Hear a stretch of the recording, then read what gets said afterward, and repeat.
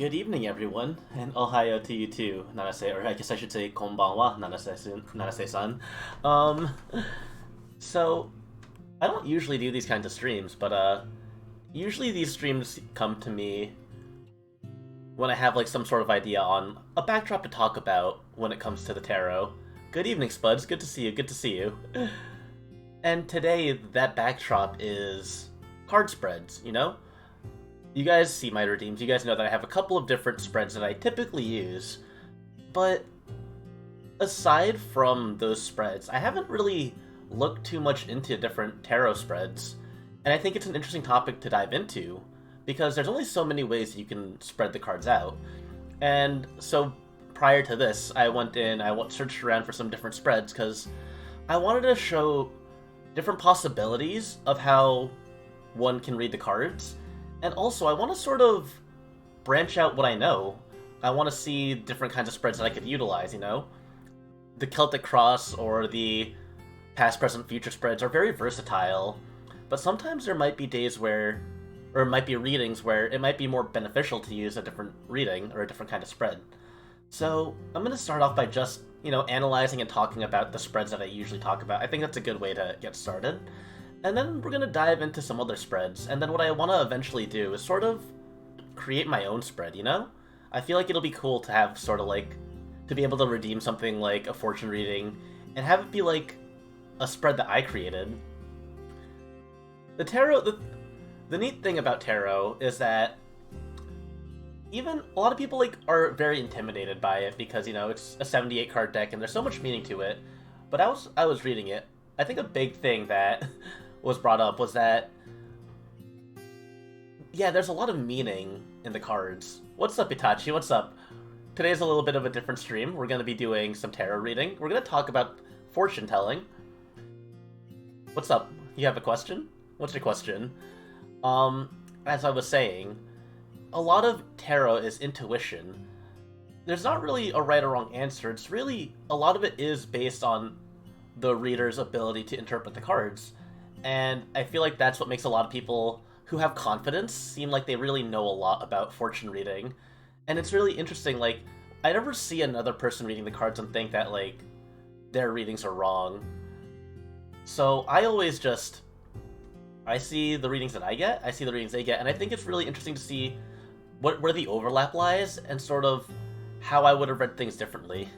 You need tips to beat a certain thing? What do you need to beat? Anyway, as you guys know, I have 3 different kinds of redeems when it comes to tarot.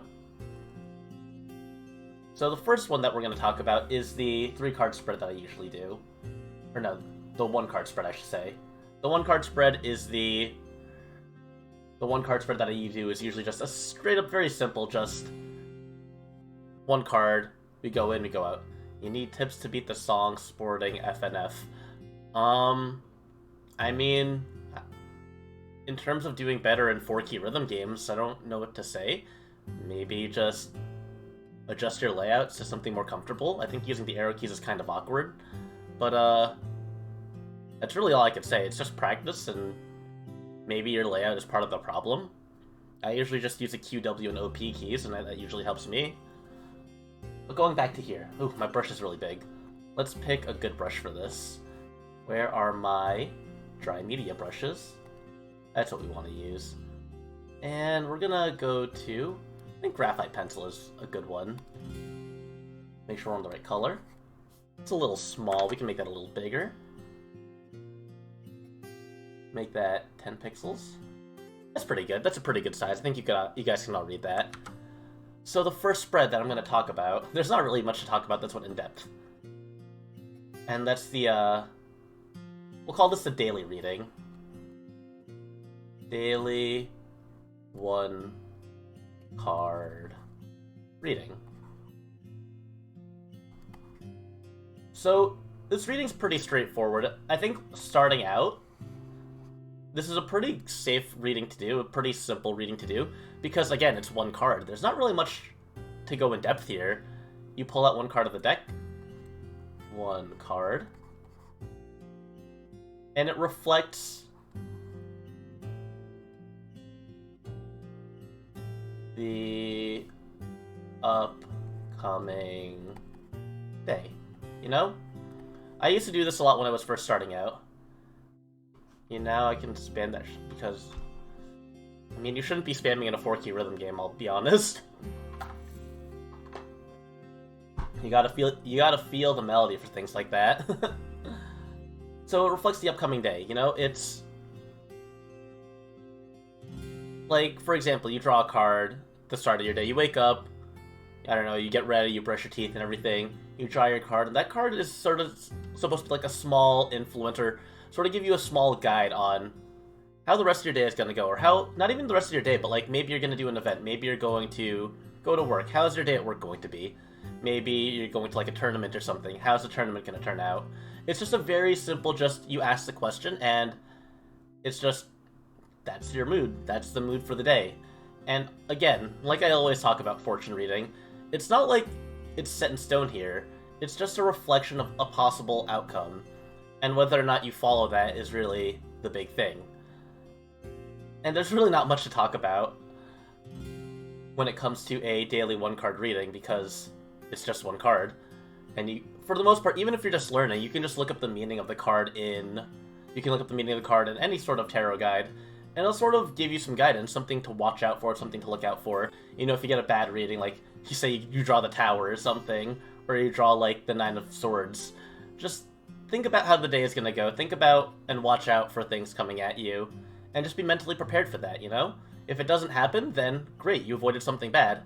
If you get something reflecting a good fortune, then, I wouldn't set your heart on something good happening, but if something good happens, then, it's always positive. So, very straightforward, there's not too much to talk about that. But then, we take a look at the 3-card reading. I call this one the past, present, future reading. And this one, very similar to the 1-card reading. However, it's more related to an overview, like a timeline of events. It's not going to just be what your day is going to be, but sort of how to reflect on what happened recently, and how what happened recently is going to affect the future. So this is typically a 3-card spread.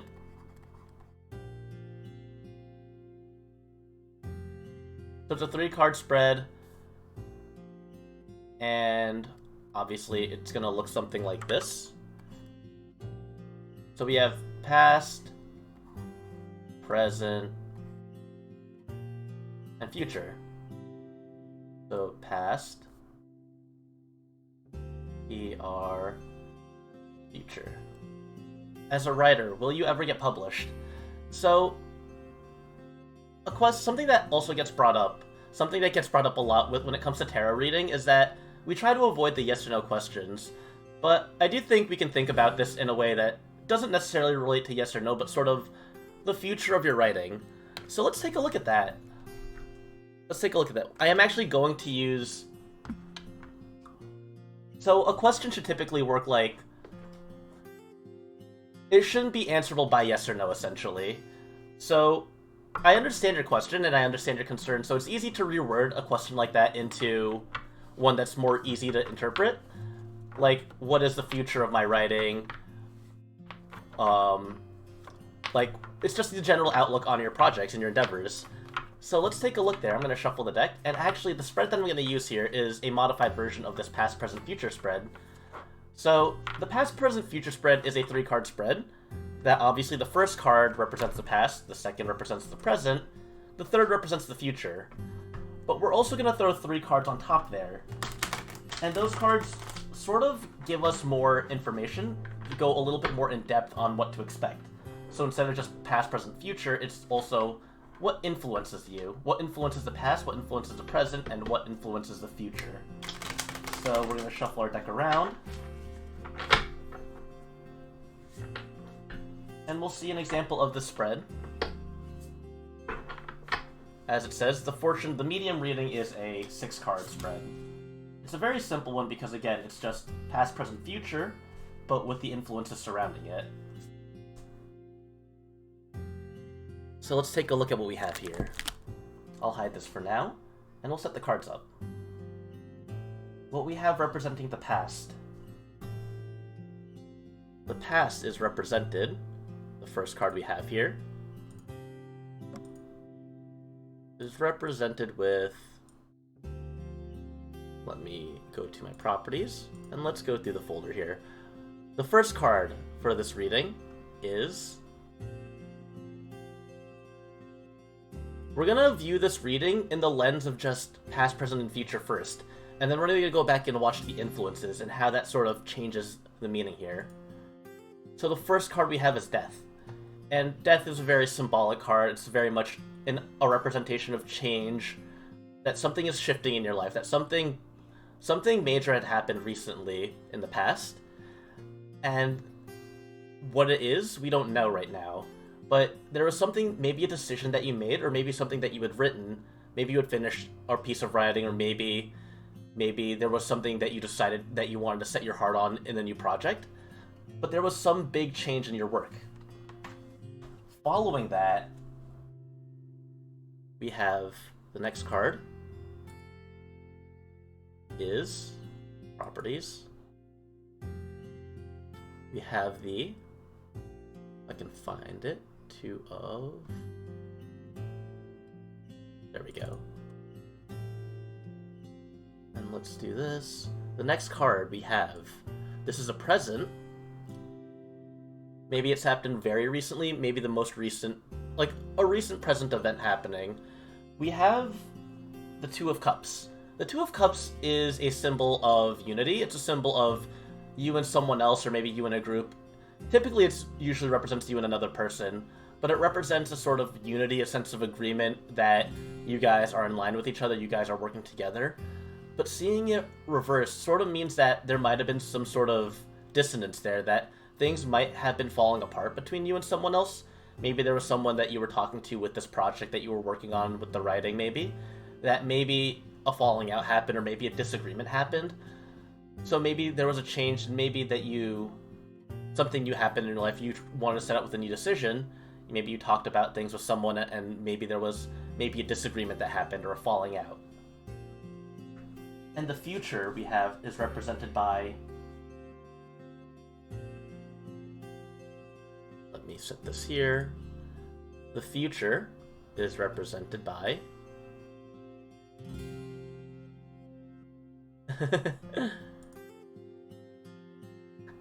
is that a good come on or a bad come on? The future is represented by the Hierophant. And the Hierophant is a card that sort of represents not like just power, but sort of like maintaining the status quo, keeping things in line.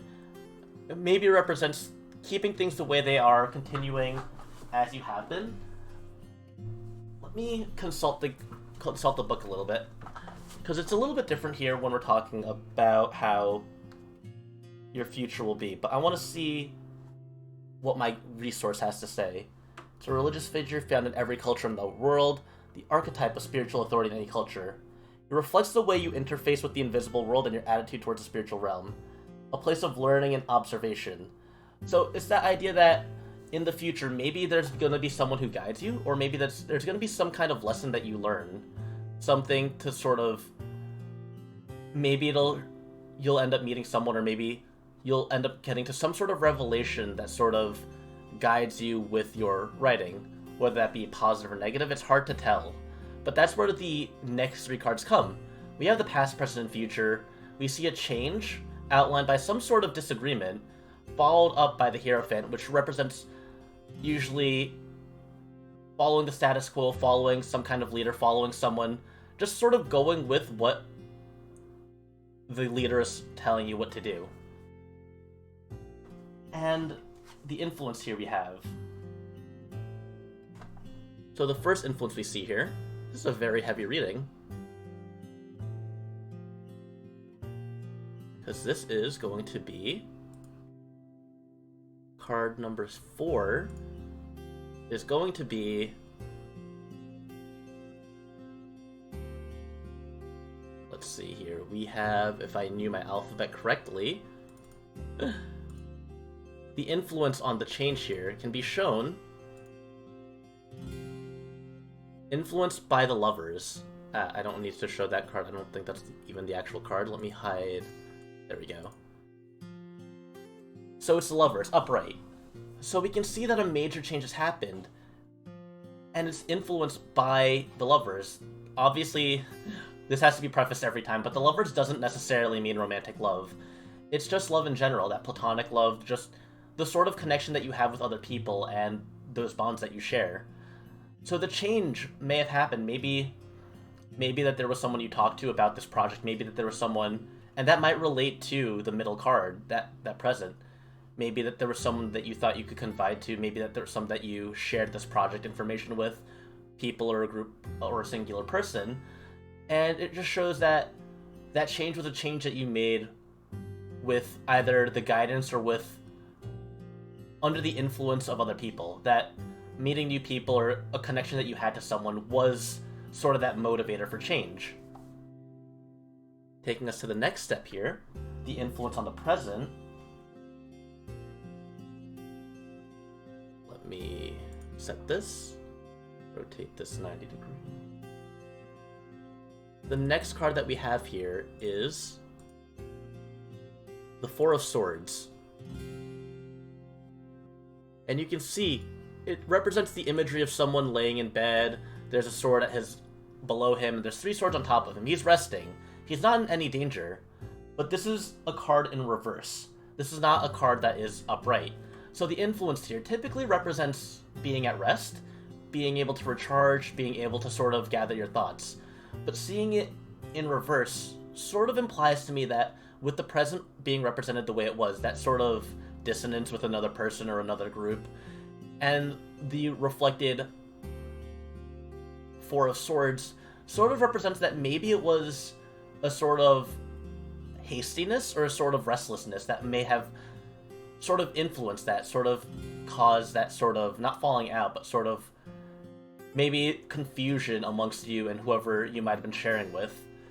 That maybe you might be rushing into things, or maybe you might try to be pushing things too forward with your writing. And finally, the last card that we have here. Properties. Let's change this. This is what we are ending with. The influence on the future. I feel like this helps clarify things, elucidate. Once you have influences on cards. Why is this one smaller? Let's make that bigger. There we go. The last card that we have here, the influence on the Hierophant, is the Two of Swords.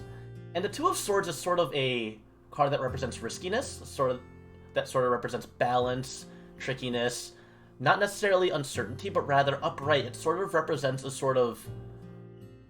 it represents that risk-taking and sort of the belief that the risks that you will be taking are the ones that you should be taking. And following that up as an influence on the Hierophant maybe means that the way you're going right now is a path that you believe is one that will pay off in the end. One that maybe the path that you think, maybe the things that you're doing, maybe the goals that you set for yourself and the way that you've been working and approaching your writing is the one that will take you to where you need to be. Whether or not it will is another matter altogether, but it's one that seems that you're putting a lot of belief into. So we can see that going from past, present to future, that a big change happened influenced by the people that you knew, but there may have been recent sort of turmoil in that, maybe some restlessness involved. But if you stay the path, that who knows what the outcome will be, but it's a path that you believe will be one that leads you to where it is. It's hard to say whether or not it will lead you to getting that publishing that you are looking for. I can't guarantee that because, again, we can't guarantee yes or no, but I can only see what it is that the future will end up being like. So that is the medium reading. That is the 6-card reading. It's the sort of extended version of the reading that I talked about earlier, where... Exactly, that's what the reading is telling me right now. That's what the reading is sort of implying, to just stick to your guns, hold fast, and the future will lead you where it leads you, as long as you just stay true to what you're doing. So let's go back here, and let's see. There we go, back to the 3-card spread here. So again, the 3-card spread just shows us past, present, and future.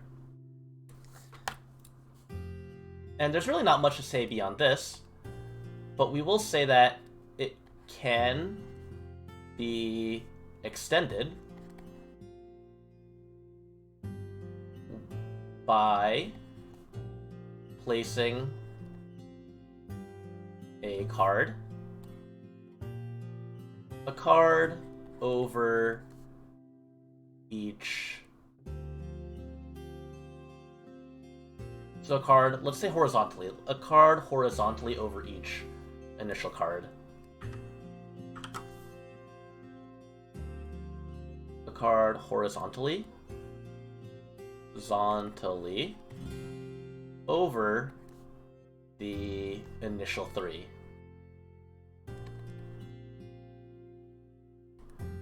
These cards are the influence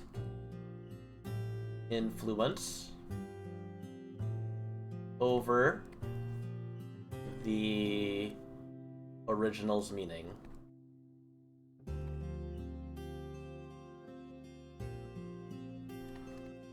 It's actually quite fortuitous that you requested the medium reading as I was going through the past, present, future spread.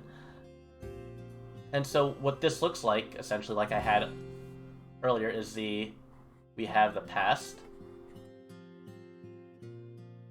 we have the present, and we have the future, and then we have the influence. So not only does it tell us the past, present, and future, but it tells us sort of what it is, either internally or externally, that is affecting that reading. So it gives a lot more clarity. And that's usually just the case with readings that have more cards. They tend to be a little bit more clear, depending on the context of the reading. These are influence. The influences. And then that takes me to the last reading that we do. The last kind of reading that I have. And that kind of reading is the age-old, the famous, you know it, we know it, everyone knows it. It's the most famous kind of reading, I'm pretty sure. It's the Celtic Cross. It's the only one that also has an actual formal name that people recognize, the Celtic Cross. It is a 10-card reading. And it sort of outlines the past, present, and future in a way that connects to the person being read more closely. It's very thorough, very descriptive. And there's a couple of different ways that it can be read. I have my own way that I typically continue to read it, and it usually goes like this. We have our card here. This is 1. This is 2. And we have 3. I've done this reading a lot on stream before, but I don't think I've ever actually talked about it beyond just doing the reading itself. So this will be nice to have a sort of reference on what actually the reading represents. This is 6, and then we have 7, 8, 9, 10. They usually call this the cross and the staff. Doesn't really matter what you call it, as long as you know what the meaning is behind each of the cards that you place. And the order is important. You have to make sure that you are being consistent with how you're placing the cards, because it just relates to the meaning of it. If you place a third card, like, say, on the left here, and then you go around a different way, you have to make sure that you're reading the way that you know the cards are supposed to be read. So, cards 1 and 2. Cards 1 and 2. Card 1 is the question. It's sort of like, it reflects you, the person asking the fortune, at its core, while 2 represents the influence, the current things that are sort of going over your mind at this point in time. Influence over 1. And 3 3 and 5 tend to be reflected in different ways, different positions. 4 and 6 are typically more consistent in how people read them. But the way I usually read 3, I usually read 3 as a sort of like... If we say influence, that 2 is the influence around the question, 3 is sort of like unconscious, like... the unconscious surrounding the question. Not things that things that like you might not have been aware of, things that you might not have been thinking of specifically, but things that have been surrounding this idea, this question. Or like unconscious thoughts. 4, very simply, is the past. 5. So these are things, they say like things that crown you, or things that might be the near future. A lot of times I've also heard like 3 and 5 represent like the near past and the near future, while 4 and 6 represent the more distant past and distant future, which is a little bit easier to talk about. I'm actually going to do it that way because I feel like it's a little bit easier to write it in a timeline fashion than to get into things that are a little bit more abstract. So we're going to represent this near past. They say the near past or what is below you, which are pretty, I think, are pretty similar in idea. 5 is the near future. And sometimes people say that this is what crowns you, like what is below you and what crowns you, which might be more like direct influences as opposed to like the near future, near past, but I think that this is just, for understanding the timeline, I think it helps a lot of people getting read to hear it in that way. And the 6 is the future. 7, I've made that mistake that everyone always makes, you can see. I made like these first 3 really big, and as we get down and down, uh-oh, I'm running out of room. Reminds me of that one John Mulaney sketch, when you do bubble letters on a poster and you realize, uh-oh, I drew my C really big, but then I have no room to write the rest of the letters in the same size. So 7 is what we call the internal.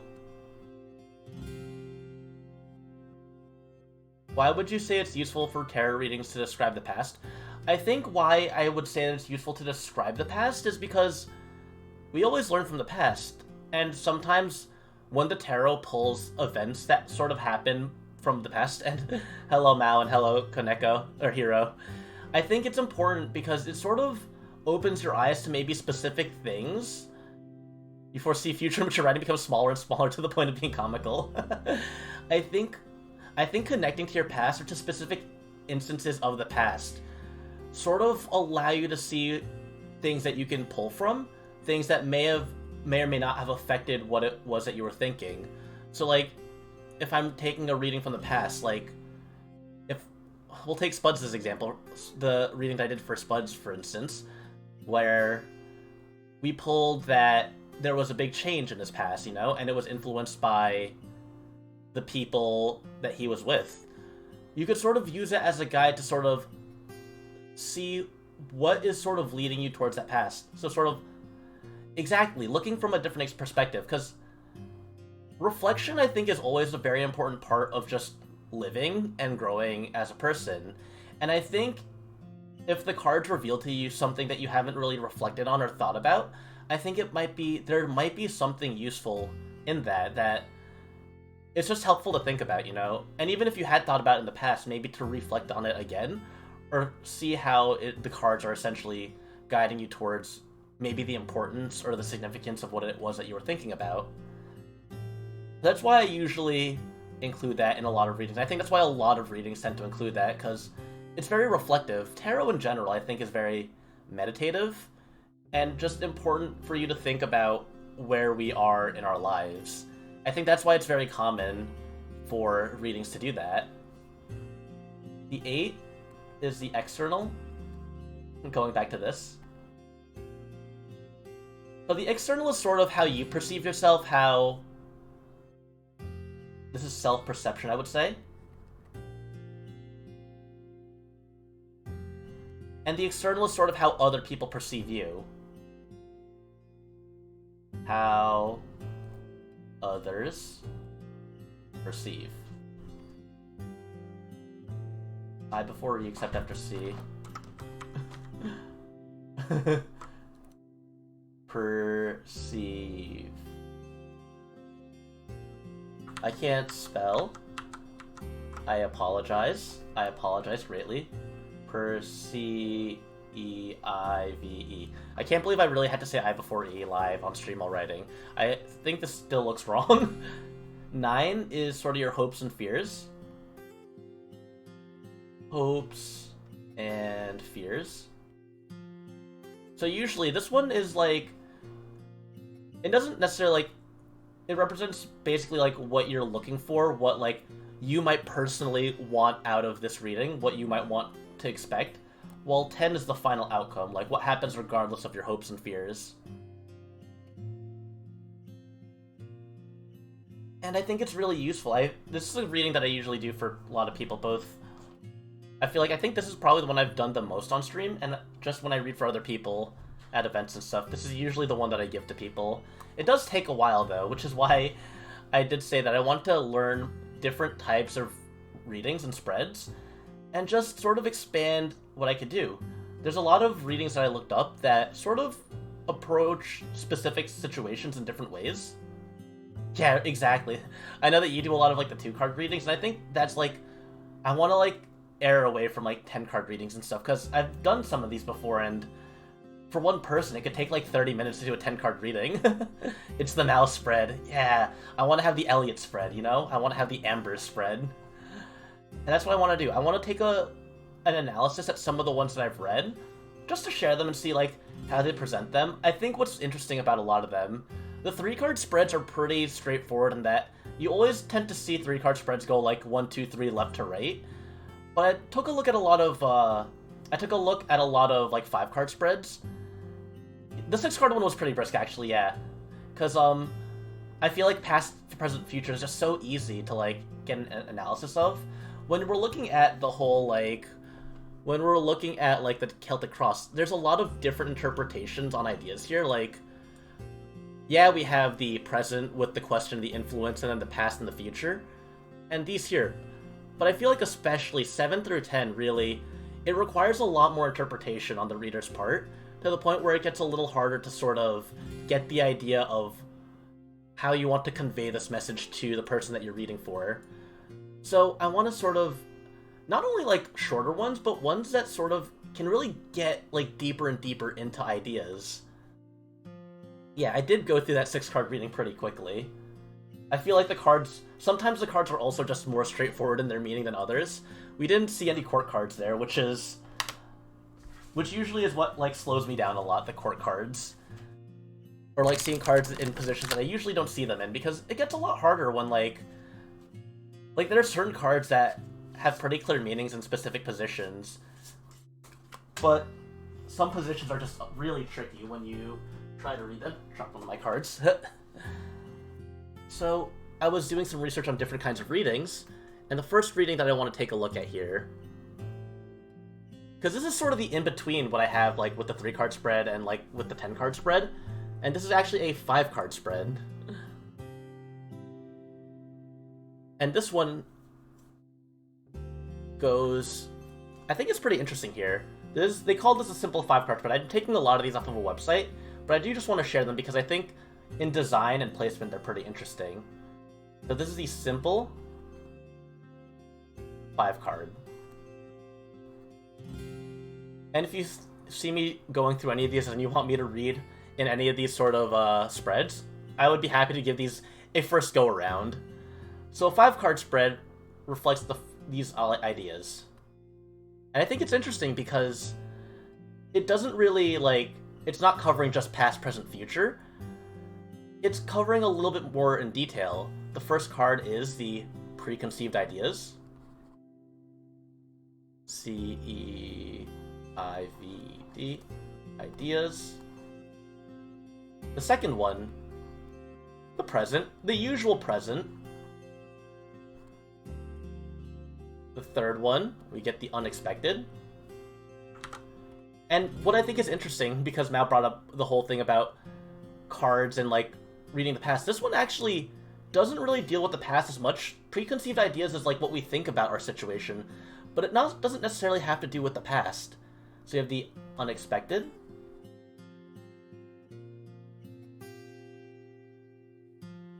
fourth card is the near future. Near future. And the last card is the distant future. So it does have a sort of timeline that it goes through. And what I think is interesting here, like even compared to like the 6-card spread that I did, it sort of talks about you as a person more deeply. It talks about like how you perceive the situation surrounding you.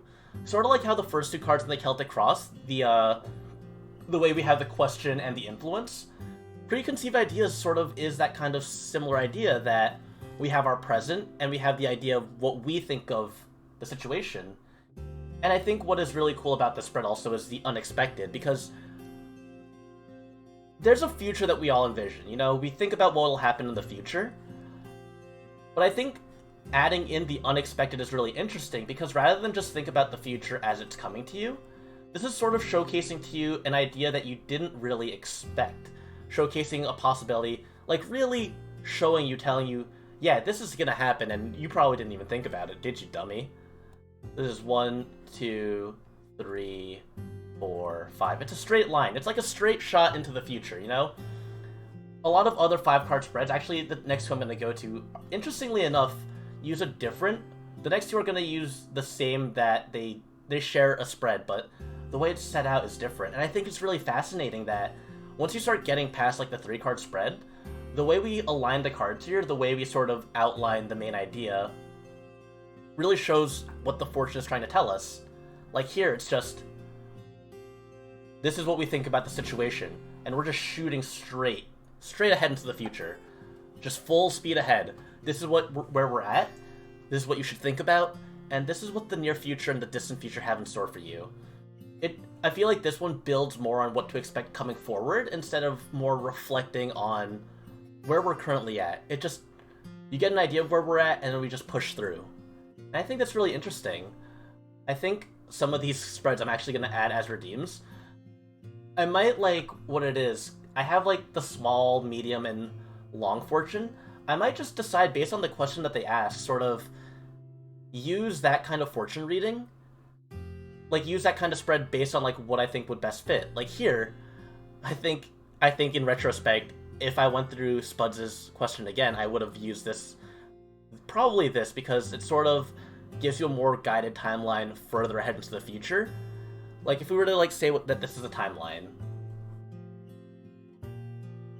and the present is here, I think the 6-card spread that I do, like, sort of looks more like this. That it evenly outlines the past, present, and future. But I feel like this spread here sort of takes a bit of that past and sort of shoots it into the future, just to get a bigger idea of where we're going. And I think a question like that is so aimed at the future would be better suited for something that more accurately measures the future. So that's the first of the 5-card spreads. There's 2 other ones that I want to talk about, because I think they outline different aspects, different ideas, in a very interesting way. That's the simple 5-card spread. The next one,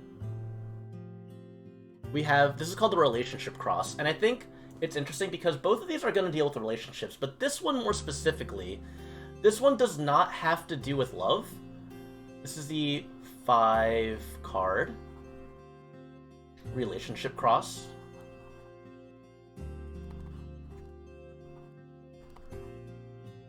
It's going to look very similar to the Celtic Cross without the staff there. So here what we have, and I'm actually going to draw the shape first, because I think seeing the shape is pretty important for seeing what the cards actually mean. So we have a cross here. We go 1, 2, 3, and then above and below. And I think this is sort of interesting. I don't usually do readings like, usually when you do a reading, it's usually for one person and sort of how the world around them will change.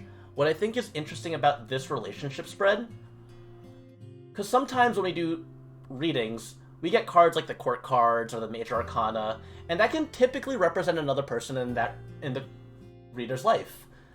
But here, this is like, instead of hoping or like wanting a court card to represent someone, it's sort of like you're grabbing someone by the collar and forcing them to exist in your reading. sort of seeing how you guys relate to each other. So the way this works is that number 1, that's going to be your place in the relationship. It's your place or sort of your perspective. Number 2, obviously the first one is your place, the second one is going to be the other person's place. Other person's place.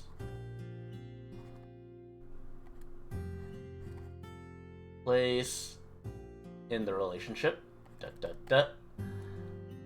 And 3, it then becomes the foundation to the relationship, sort of like how you guys met each other, how you guys sort of like where your relationship started. Again, this is one that is digging into the past. It's digging into how did you guys start talking to each other? What was it that you built your relationship on? How did you meet? What was it that you bonded over? So the foundation of relationship. Then we have 4. That's going to be the present state. So the present state, how the relationship is. Present state. Or issues. So maybe if like the relationship is between you and someone that, I don't know, maybe you had a falling out, or maybe like things aren't going so rough, it might represent the issues. Or if you guys are doing fine, you guys are just all friendly and stuff, it just might represent like how the relationship currently is going between you guys. And then 5 is the likely outcome. The outcome or the future. And I think this is a pretty interesting spread here. I think it's really cool how it talks about not just you, but someone that you're thinking about specifically. Because there's a lot of people who do like spreads about specific people. You know, love fortunes are like a very popular sort of tarot reading. So I think it's interesting here, but I think most people would do this for love, because the way this website's wording it, it's talking about the foundations of the relationship, the issues between you, the likely outcome. But I think it's also like, it would be very valuable to use in sort of just seeing just as a relationship between you and someone else, like as friends or as partners, not necessarily in a romantic way, but like even platonically. So I think it's a pretty neat kind of spread in that way. However, we do have another spread that does look very similar here. It's going to use the same exact shape here, and this one is actually seems to be very, very dedicated, very committed to love. This one I think you could use for anyone, like any 2 people that you are trying to get the idea behind the relationship for. However, the next one is very direct in its name, that there is no mistaking it. This is a romantically inclined... Yeah? Oh, cute anime boy. Welcome, welcome. Welcome to the class. And we're currently talking about different kinds of ways to read tarot. Good to see you here, though. So the next reading that we're doing... Oh, and RLWC, welcome, welcome, welcome. Good to see you. Good to see you here. This next spread is, messing up my screen here. Is the... I need a third monitor. The 5-card Finding Love Cross. It's very... This is a spread for someone who knows what they want to hear. The 5-card Finding Love Cross. It almost sounds like a magic spell here. But what it is, we're gonna have that same kind of cross, but instead of going like, let me just draw the cross again. 1, 2, 3, 4, 5. The previous cross that we looked at was 1 on the left, 2 on the right, and then from the bottom up, 3, 4, 5, which is a pretty cool indicator of how it's sort of balanced between 2 people. This one, however, you can tell that it's about the reader specifically, that this isn't a question asked by the reader, because the way the cards are spread out, we have 1. Why does that look so so chunky. Control, there we go. We have card number 1 in the middle. And then we have 2, 3, 4, 5. Typically, the first card always sort of represents you as a person. And here, it usually represents you as a person or the present. And here, number 1 represents you / current love issues. So, you know, it's just, this is for someone who wants to know how their love life is going to go. 2 represents past relationships or influences. So it doesn't necessarily have to be like past relationships, because obviously some people with their love life, you know, everyone has their own pace, you know, not everyone has had past relationships. So it's just that sort of idea, like your experience with like falling in love, your experiences with like wanting to find someone is essentially what that second card means. And then the third and fourth card really represent like building on you as a person. 3 is issues. I feel like this is a weird wording. Needed to address.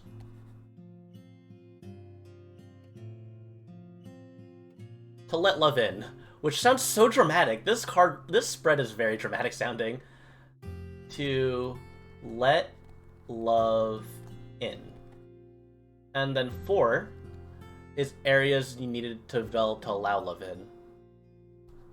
Areas to develop to let love in. So the difference here, it seems to me, is that 3 is like sort of personal issues, like things that you might be struggling with, like things that like make it hard for you to like let people love you, I guess. While 4 is sort of like what you can work on as a person.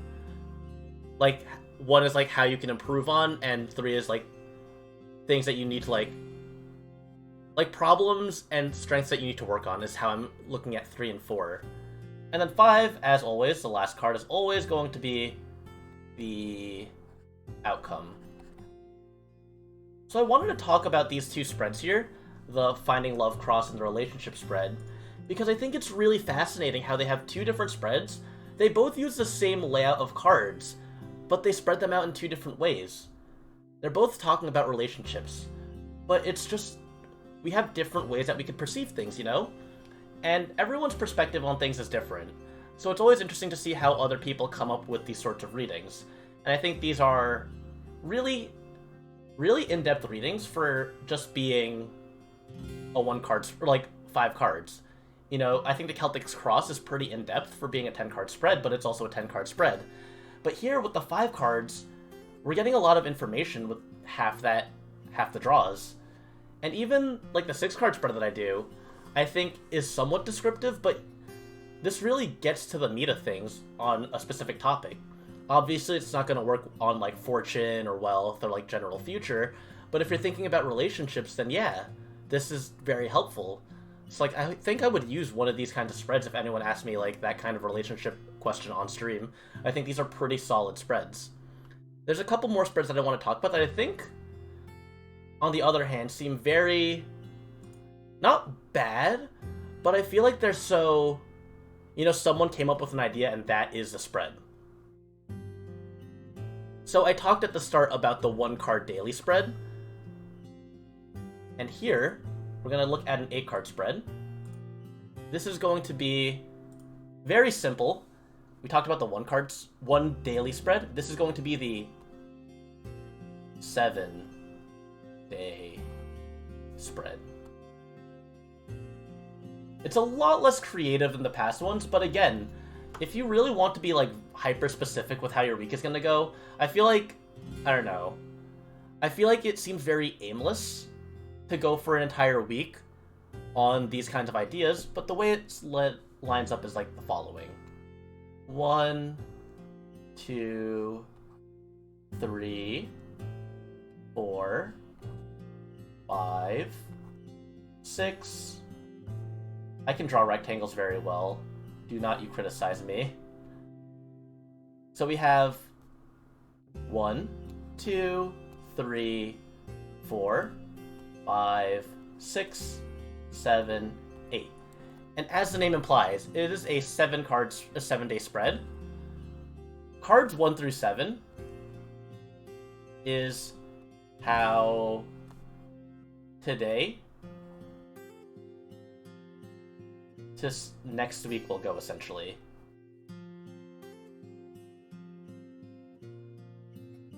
So what it is to me, essentially the 7-day spread reads as, you know, instead of reading your card every day, doing a daily card every day, this sort of has you dump all 7 of those days out in one reading. So it's like doing a daily reading for each day before they even happen. So you go from today, tomorrow, then the next 5 days for 1 week. But this does add the 8th card, which is the overall week. So I think it's nice that it sort of has an overall, like, how the week will go. But personally, I feel like this is such a... I like the vague nature of a lot of the other readings, that we don't really know how far or how near those near future or distant future readings are. That they could be, you know, a day from now, a week from now, a month from now for the distant future. But here it's very pinpoint. 1, 2, 3, 4, 5, 6, 7. Each day is what it is. And then 8 sort of synthesizes everything together. And I think this has its uses, but I feel like unless someone like specifically asked me how is my week going to go, this is not one that I would use too often, but I think it does have its uses for very particular cases. It's like, if you really want to know how your near future is going to be, I think it's fine, but I feel like it's not something that I would ever use to read for myself. It's just very straightforward, and I don't think it's a bad thing, but it's not what I'm really looking for when I do my readings. Similarly, I know that I remember I did the spread, or I believe actually my housemate did a spread like this. This is a 13 card spread called the 12-month spread. And it's just as you imagine, it's just as you'd think after talking about the 7-day spread. So again, we do the same thing. And we do 1, 2, 3, 4, 5, 6, 7, 8, 9, 10, 11, 12, and then we have 13. As you can guess, 1, 2, 3, 4, 5, 6, 7, 8, 9, 10, 11, 12, 13. It's pretty clear how this goes if I'm calling it the 12-month spread. It's every month. I know that I've seen people do this for, like, you know, New Year's, you know, you start a new journal, you start a new leaf, you know, everyone uses New Year's as a sort of starting point. So cards 1 through 12 represents months 1 through 12. It doesn't have to be at the start of New Year's, though. It's just maybe you're starting a new job and you want to see how your 1 year perspective on that goes. Maybe something big happened in your life. Maybe you like moved into a new house and you want to see how things are going to go. So it represents those 12 months, and again, the 13th card represents the outcome, or just like the overall year. I feel like this, similar to how the previous spread is just very near future, the 1 week spread, I feel like this one gives you a lot to think about. Like, it's so weird. Secret 13th month. It's like Persona 3, where you had the dark hour after 12 midnight. You get the dark month. But no, the 13th card sort of represents how your year as a whole is going to go. And this, I think, has its own uses as well. I'm just terrified of the thought of just representing your entire year month by month with each card being 1 month. Not that I think it's a bad thing necessarily, but I think it's just interesting to sort of get the overview of how everything's going to play out that way. So what I want to take a look at now This is going to be on a different website that I was on, but I thought this spread format is really interesting. It has its own way, but this is going to sort of like springboard me into creating my own spread because I like the format of the cards here. This is going to be a 7-card spread now. And I have my own idea behind how I want to do this spread. But let's talk about the original spread that we're looking at. This is called the horseshoe spread. Horseshoe spread. And as you could probably guess, it's a spread that forks into 2 different directions.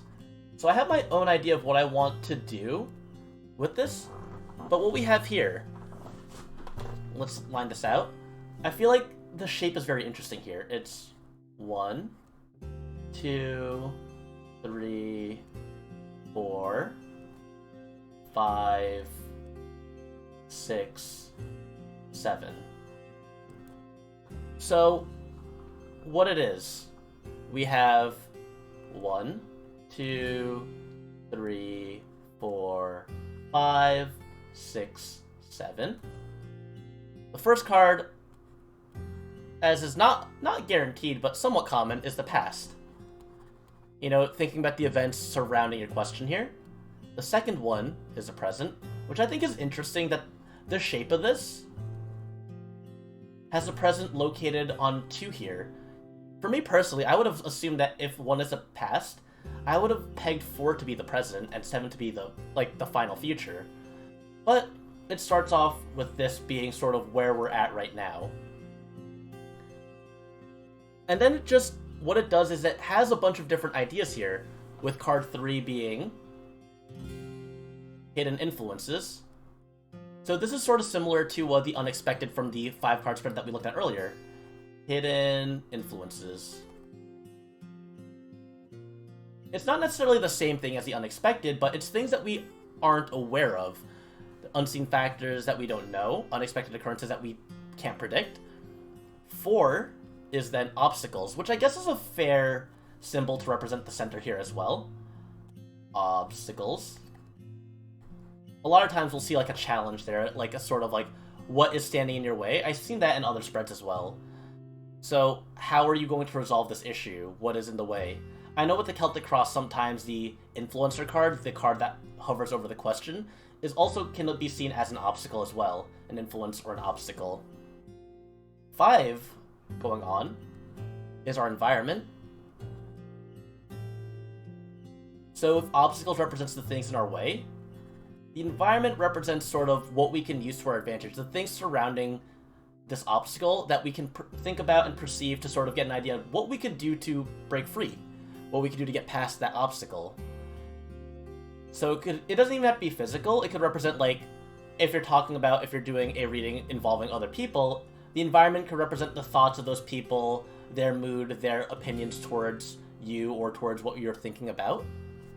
6 represents the best course of action.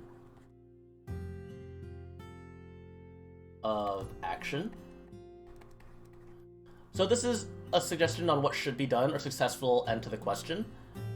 Sometimes you can do nothing, sometimes you have to take action, but it'll describe to you what you should be doing. Sometimes you might get a card like the 4 of Swords. Maybe all you gotta do is sleep on whatever it is you're thinking about.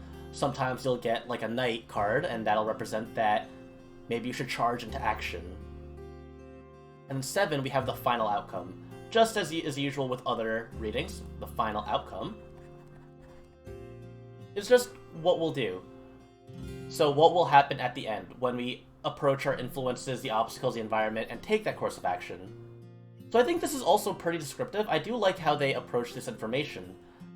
But when I saw the spread here, when I saw the shape of it, I had another idea. I think with the way tarot is, I talked about this before the last time I did a discussion on tarot, is that there's tarot and these fortune readings highlight a specific path, you know? I don't believe that it's like the guaranteed future, you know? Learning about the future in and of itself can change a lot about what will happen. And maybe the future that we read is affected by the fact that we interpreted the future. But I see the spread here splitting in 2 different ways. I've seen other U-shaped spreads before, but I wanted to try and create my own spread here. So we're gonna go with this format again, So this would be a spread that I would use for, say, the redeem for a medium-sized reading, you know? I think 6 to 8 cards is pretty medium, or like 5 to 8 even. Once you get past like 8 cards, once you get to like 10 cards, I feel like that's a long reading. But I want to call this the split path spread. Oh, welcome, welcome, welcome. Thank you for the raid, Vimo. What were you guys up to? I think I passed by as I was getting ready. I think you guys were playing... You and Yaru, you two were playing a co-op game together, right? How did that go? Pocky and Rocky, yeah. That's an SNES game. I feel like I've heard of that before. I think I might have seen it in like a trophy in Super Smash Bros. Or something. I could be thinking about something else, though. But I know it's like an old game.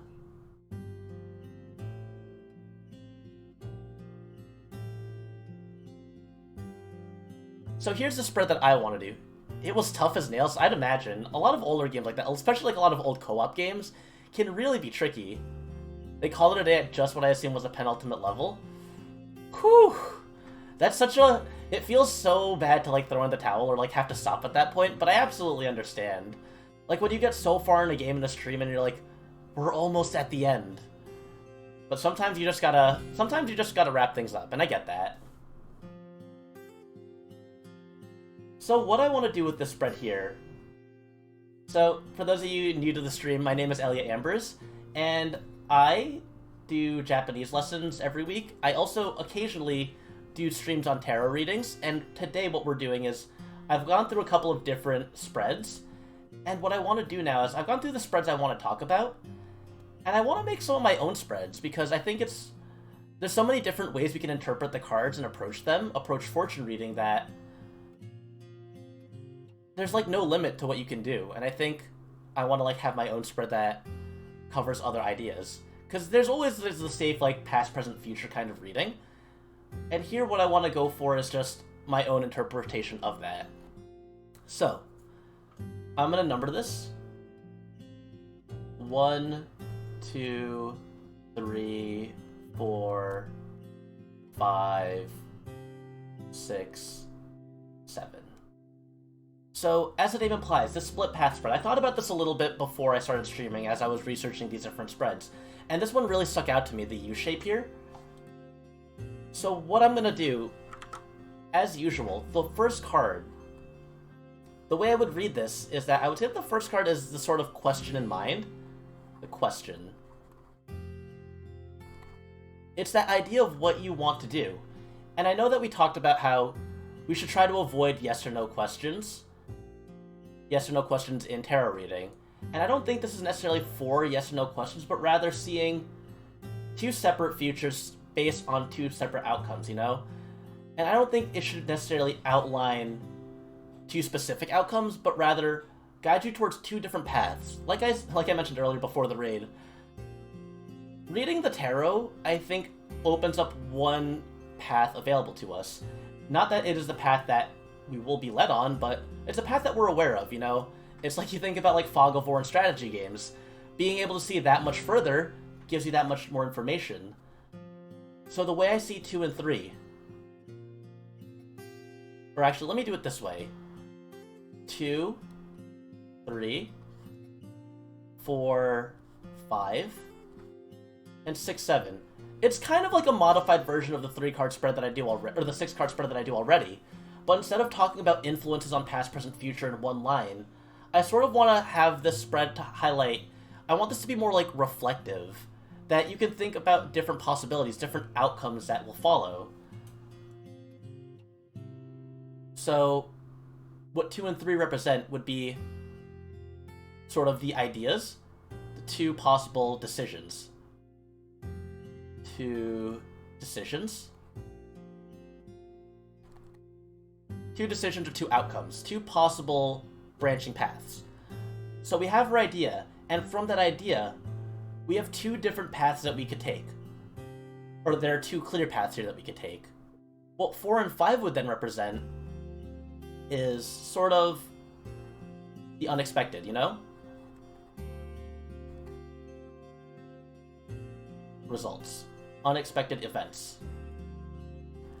Because we want to think about life, we want to think about our possibilities. You know, there's always that idea of thinking 2 steps ahead. But if we open our eyes to different possibilities, I think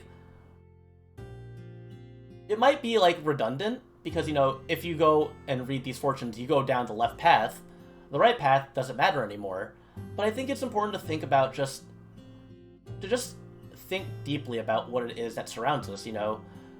As they say, it's just better to be more cautious, I would say. Unexpected events in both ways, and just the final outcomes. So I think this is a very straightforward spread. I think it's very simple. But, like, if someone were to come up to me and say that they're, like, not sure about their decisions, like, it's not necessarily a yes or no question, but, like, maybe they're, like, anxious about making a choice. Like, what will happen when they go through. One path could represent them going through it, not necessarily, like, clearly. I don't want to, like, mark path 2 or path 3 as, like, this happens and that happens, but rather, I want it to go up to interpretation of these are what the two paths, or what doing things or not doing things, taking action or not taking action will lead you to do. I think that might be an interesting way to approach this too. That 2 and 3 could represent like a path of less action or more action. That 2 could be if you stay back, and 3 could be if you like the passive and active path, you know?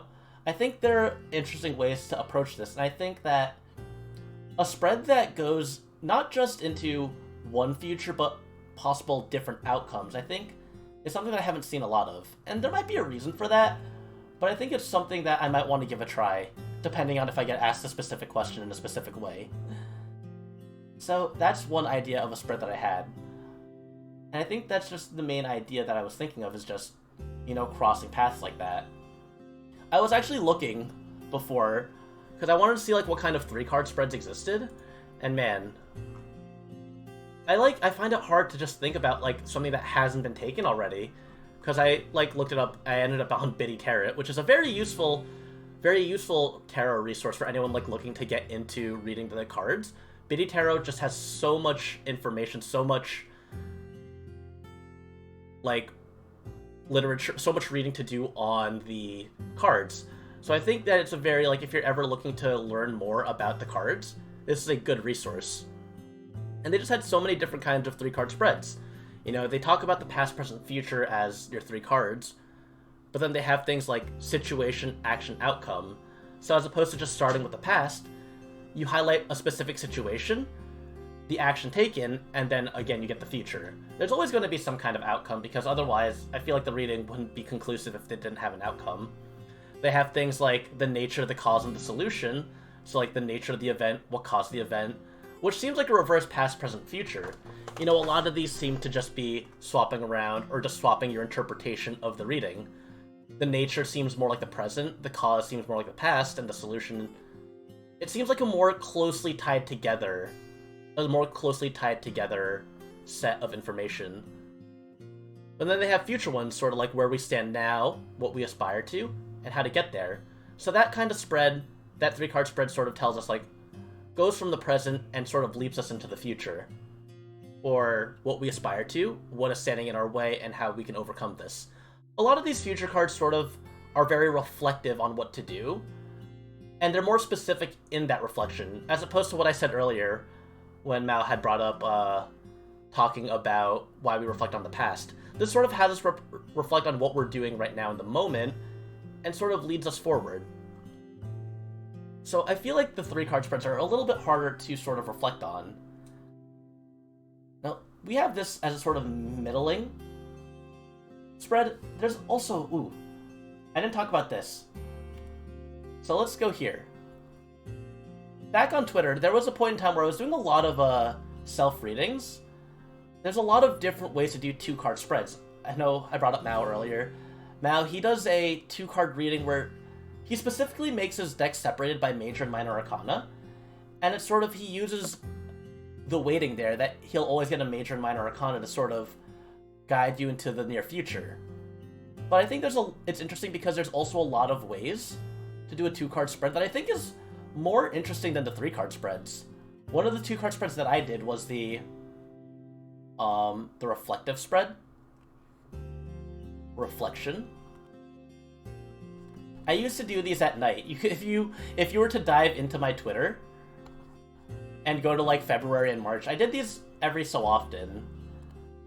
I used to like post like tarot readings for myself, just to like think about like how, you know, streaming went that day, how things went.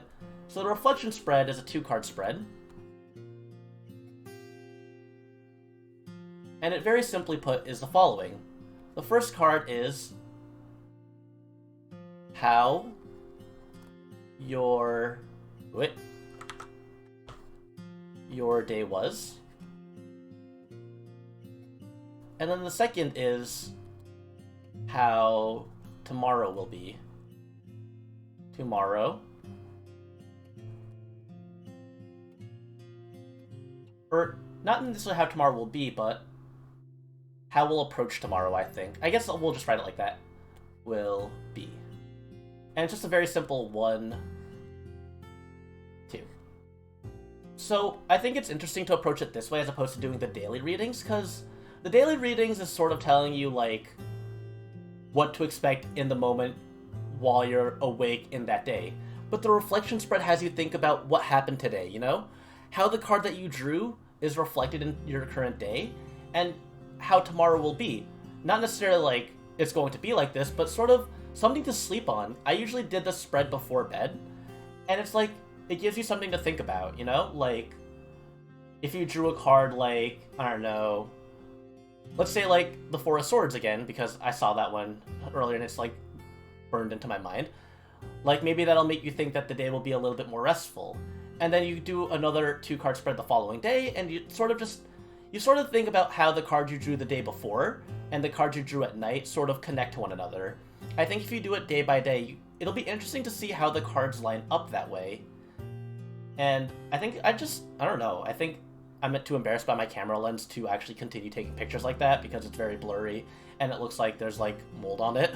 But I think this is a very neat 2-card spread as well. It's one that really gets you thinking about what is happening and what's surrounding you. So there's some other 2-card spreads that I've seen before as well. Like, for example, the daily reading again. Let's call this daily reading. Reading plus influence. So another way we could do a 2-card reading, thinking about how we talked about the Celtic Cross before, we talked about how the Celtic Cross, we start with the question and the influence over it.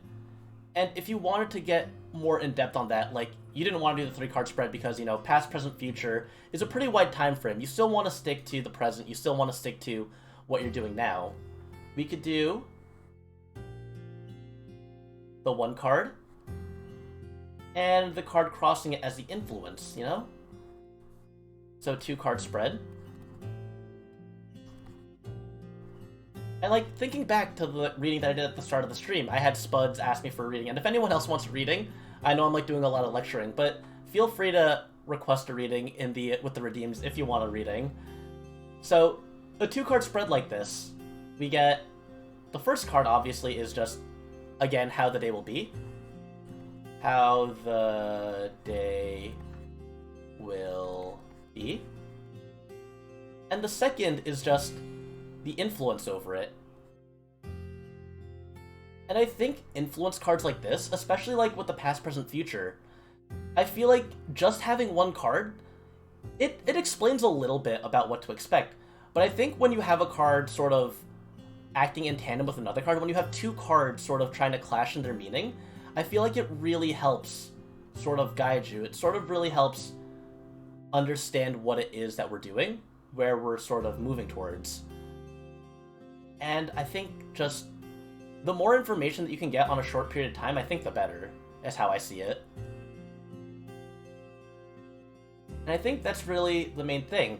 I think I want to do more spreads, but I feel like I spend a lot of time just sitting and thinking about what it is that I want to do. I had the 1 horseshoe one in my mind, and I think it was really interesting. I think that is one that I do want to use. But I think I'm going to reflect more on other kinds of readings and other ways that we can read the card, because, I don't know, I feel like there's so many different questions that you can ask, and general all-purpose readings just won't always be the best choice. So I think that's really all I have to say on the matter in terms of tarot spreads. I think we went through quite a few. We went through, let's review, let's go back. So the first one that we did was the daily one card reading, for those of you who missed it. And it's just like I talked about, but without the influencer card. It just gives you an idea of what to expect in the day. Then we have the past, present, future, which is a 3-card spread. It's a 3-card spread, past, present, future. And we can extend that by placing the influencer cards. This is the reading that I had done actually on stream earlier. And it just gives you an idea of, you know, what to expect, you know. It explains more in detail how the past, present, and future happen. It explains more clearly, like, what happens with all that information. You know, instead of just getting the idea that there's a massive change due to the death card, what is causing that massive change? That's why I think the influencer cards really add a lot to just simple readings like that. Then we talked about the Celtic Cross. This is the one that I think I've done the most on stream. It's very descriptive, it's very in-depth, it takes a lot of ideas here.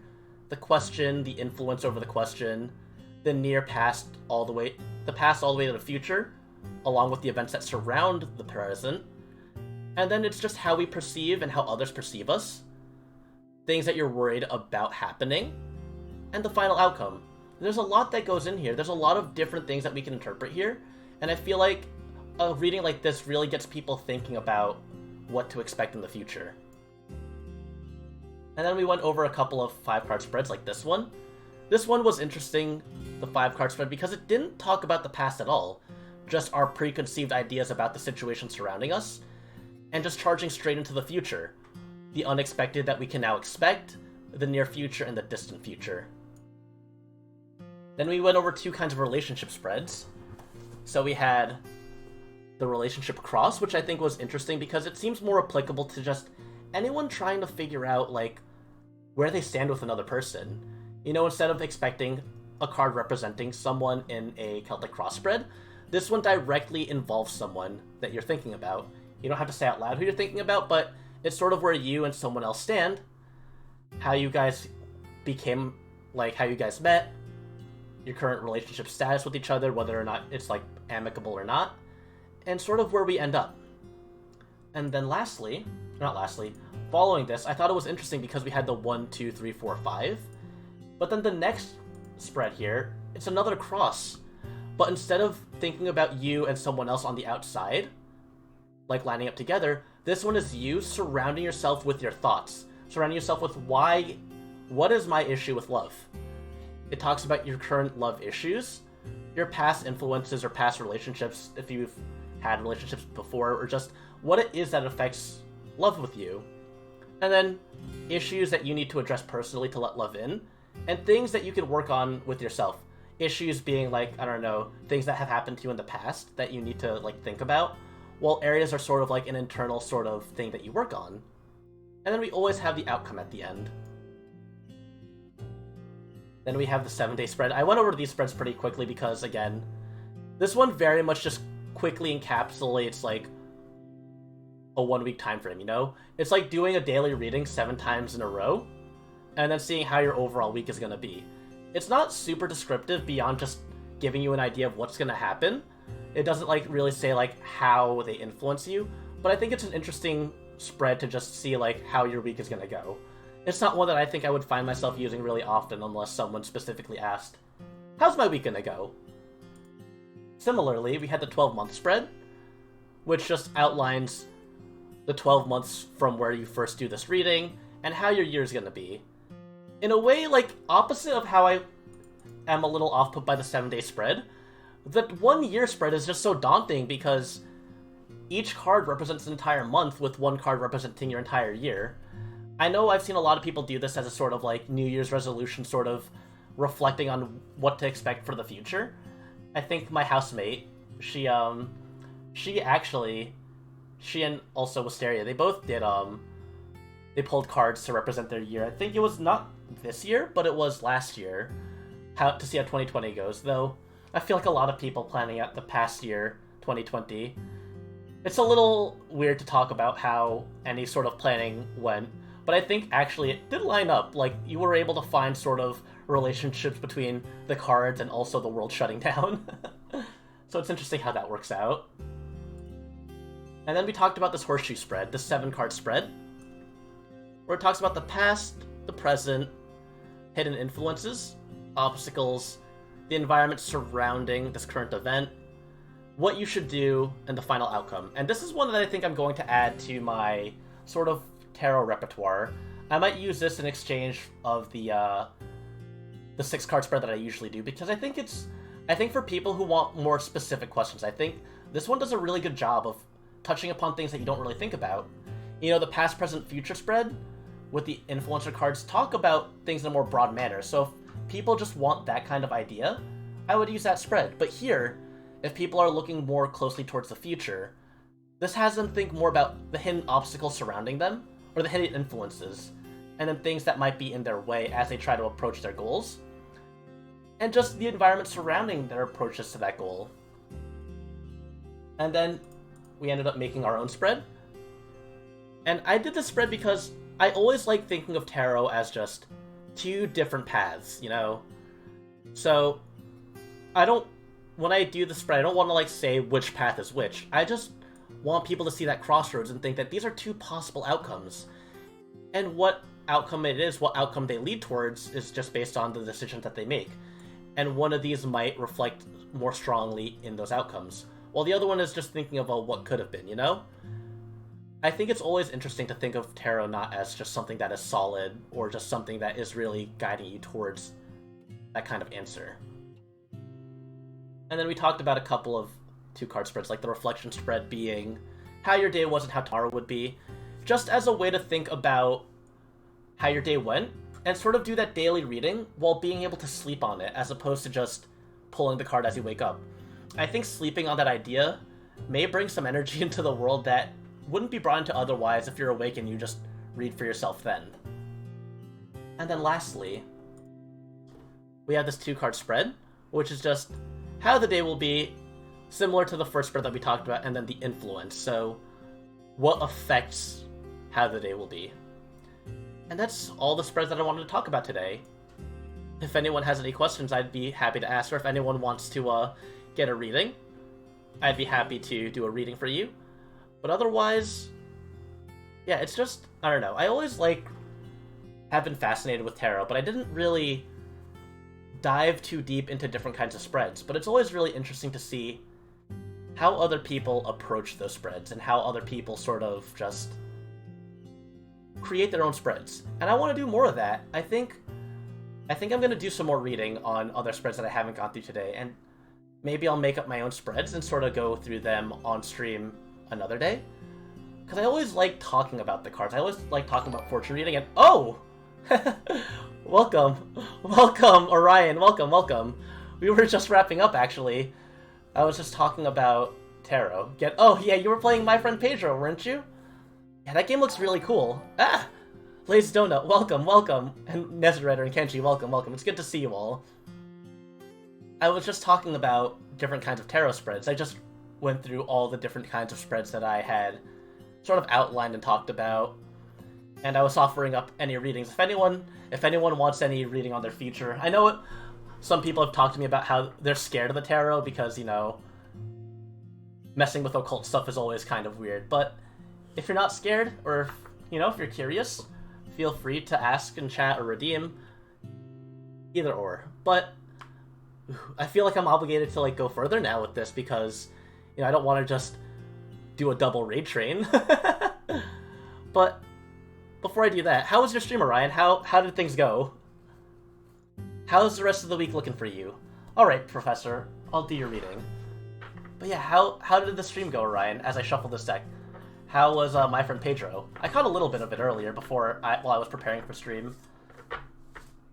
It looks tricky. I think the time-stopping mechanics are very cool in that game, but I'm also just really bad at 2D platformers. And Nezurider, also thank you for the follow. Thank you. Great. It's a lot of fun. Alright, that's good to hear. Did you beat it? Or... because you say you really loved it, so it sounds like you beat the game. I'm assuming that that's what it means if you're using past tense. Alright. So let's see, how's the rest of the week looking? I'll do a 2-card reading for this one. We'll do just the one card and the influence on it. Because I think that will be a good way to show sort of how to go. It's a short... Oh, you beat it all in one go. That's nice. It's always nice when you can have a game that you can beat in one go like that without, like, really speedrunning it. You know, because tomorrow I'm actually going to be doing that. I'm going to be doing some speedrun practice for Risk of Rain 1. But I speedrun that game, and that game is 10 minutes long, and I think a 10-minute stream would not be particularly great because most people will tune into the stream and it'll be done. But, you know, speedrun streams like that, I'm going to end up doing a couple of... Yeah, there's something to be said for a game you can just sit down and beat. Games that are like, you know, and that like 3 to 7 hour threshold, you know?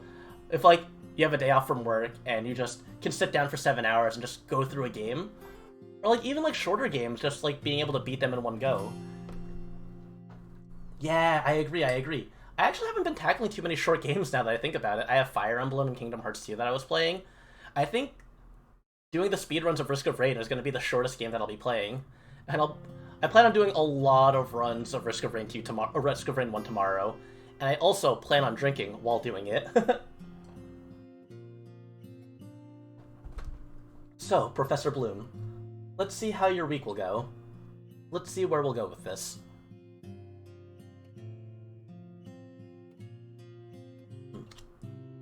Alright. So here's what we have.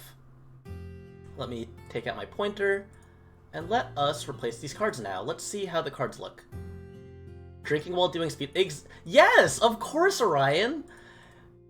Because I think it would be very funny. Because Risk of Rain 1, as a speedrun, is not too hard of a game.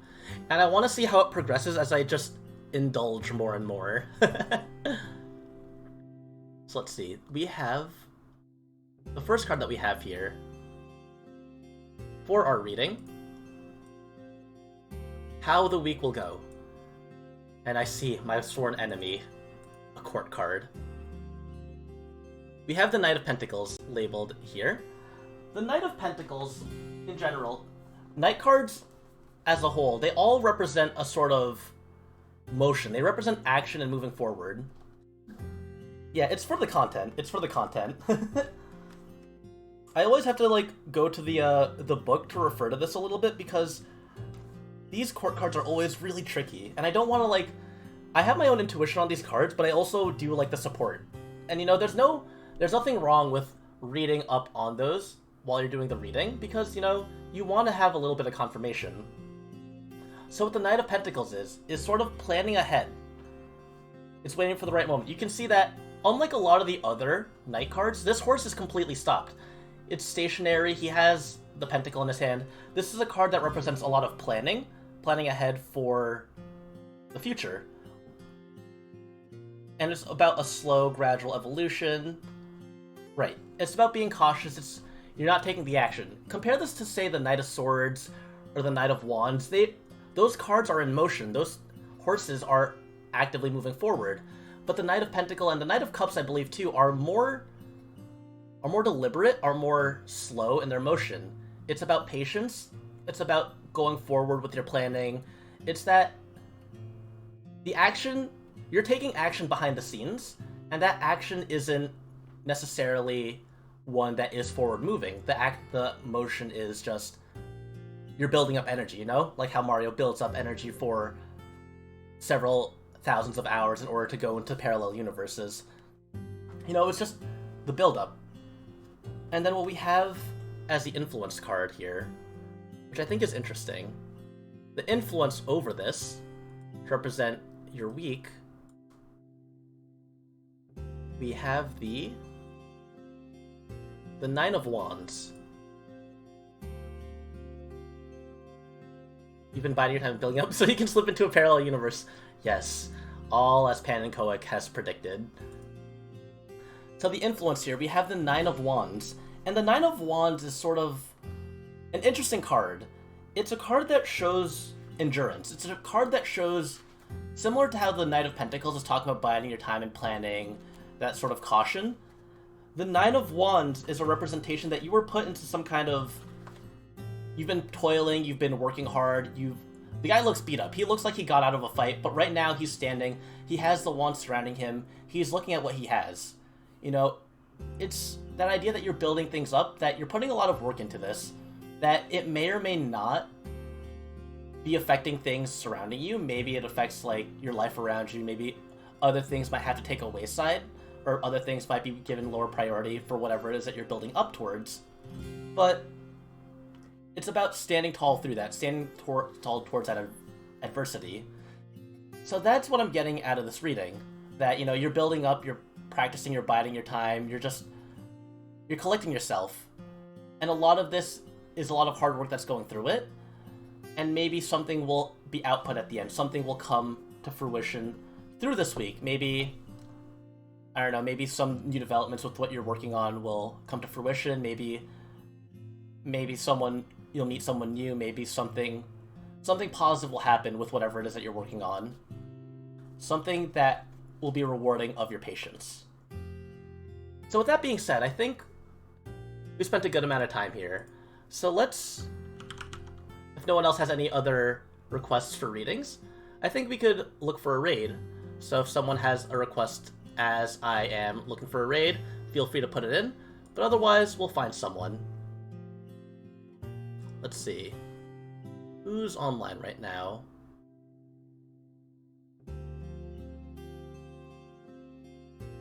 Alright, let's... Ooh, Daishima is actually having a celebration. Oh, Charlotte's playing Turok. I wanna support Daishima because he's having his 600 follows and 5-month anniversary, and he's doing a cooking stream. That's really cool. Daishima's a really cool guy. He plays a lot of farming games, and he does a lot of like tea related stuff. I know every week he like does like a tea stream with other VTubers, and I think it's really interesting because I think the only other VTuber that I know that has as much of a fascination with tea as he does is Randon. So let's go pay a visit to Daishima. I always like supporting people when they're having those kinds of celebration streams. So if you'd like to join me, let me just make sure that the audio doesn't play so I don't get copyrighted. Let's go raid Daishima VT as he celebrates. Invalid username. Did I spell this wrong? Oh, there's no underscore. Oops. Raid Daishima VT. And let's go congratulate him on his 6 months. Alright, if you'd all join me. Thank you for coming, everyone. Tomorrow, like I said, I'll be doing some Risk of Rain speedrun practice while also drinking a lot. And that's it. As always, class is dismissed.